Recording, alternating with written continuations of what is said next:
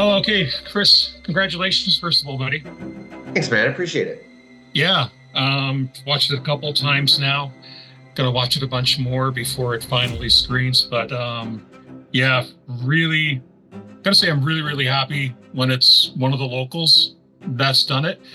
And somebody like you who we've been waiting, seems like we've been waiting a really long. Okay, come on. I Uh, but like I get it. All you right. cheer for the good guys, right? You Yeah. cheer for the good guys, and we've been waiting. We've been waiting. Um, so can you give a brief rundown as to how this came about? Like what started it? How did it like where did this come from?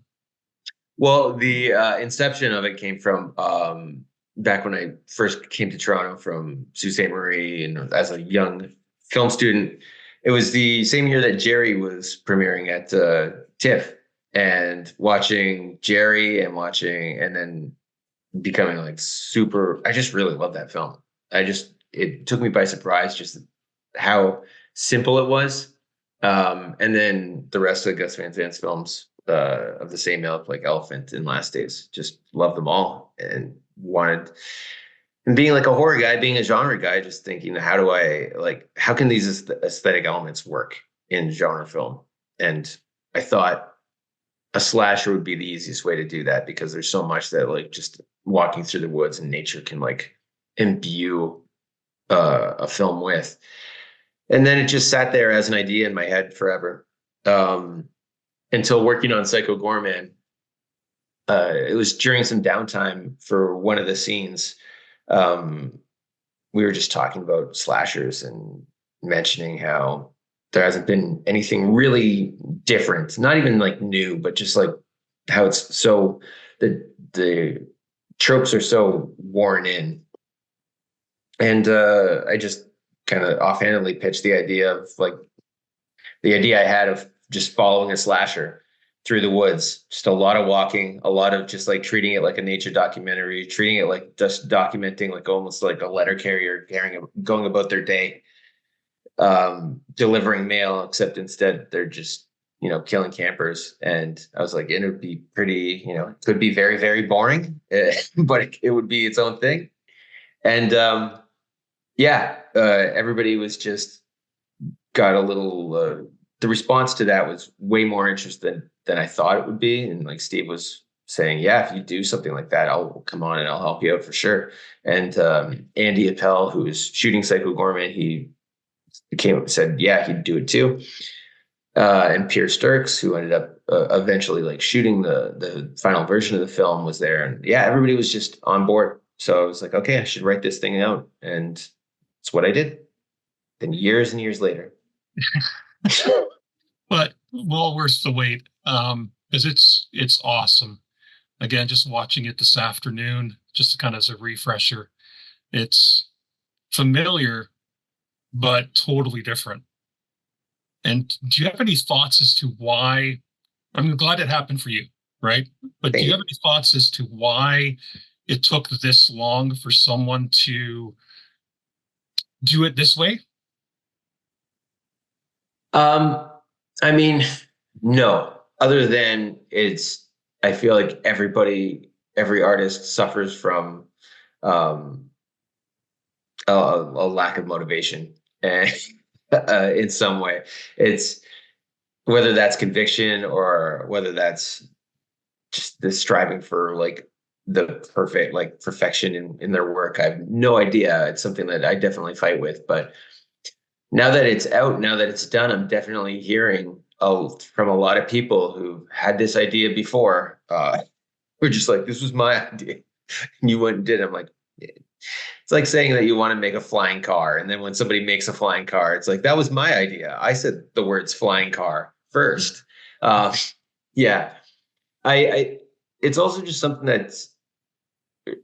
it's a risky endeavor to do. And especially as a first feature being like, because I feel like it's not really the style of film that I want to make, like for my entire career, but it's definitely a style, and it's going to be something that people are seeing. It's like, oh, he's going to be that guy that does those really long, drawn out very boring art films. Which, yeah, but they're not going to be the same kind of line boring art film. So there's a risk in that, and also just there's so much chance for it not to work in any aspect. But thankfully, with my background in prosthetics and like Steve's background, like huge, enormous wealth of knowledge and practical application in prosthetics, we knew that at the very least, like the kills would be good kills. So no matter, even if we made like the most uneventful film in history, as long as we had some good kills, they would be something. And I think that that's probably a lot of it too, that there may have been attempts at doing something like this, but maybe the spectacle wasn't there. Well, the kills are certainly something. it is. I didn't vomit. I don't think anybody did, so that's fine. I'm pretty sure nobody vomited. Yeah, but as I say, the reports come through, and I'm like, well, there's no such thing as bad press. Yeah, and your producer Peter our friend Peter has told me what you guys have planned for the New York premiere. I think that's going to be pretty funny.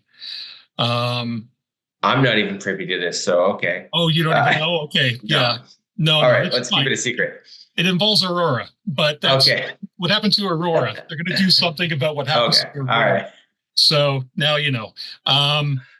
But there's technical stuff in there that's I find really remarkable. The water stunts specifically, because I think other stuff is prosthetics.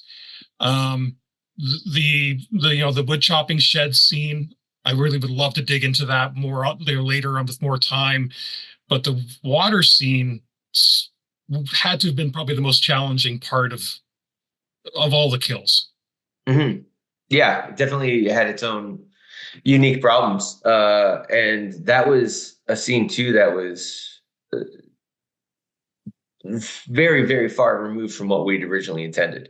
Originally, I had this huge, like really arrogant idea of making a scene shot where he walks into the water and we follow Johnny into the water and underwater as he's walking along the bottom of the lake and then looks up and sees these feet dangling and then reaches up and grabs the victim and kills them and then leaves on the other side.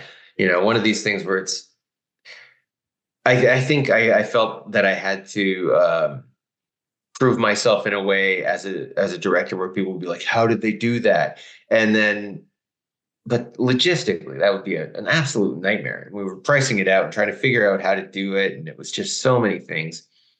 So then the concession was made to turn that into a shot where instead of going under the water, the camera follows on top of the water and just slowly going as if Johnny's behind us or below us the entire time and landing on the girls and then playing out the scene from there.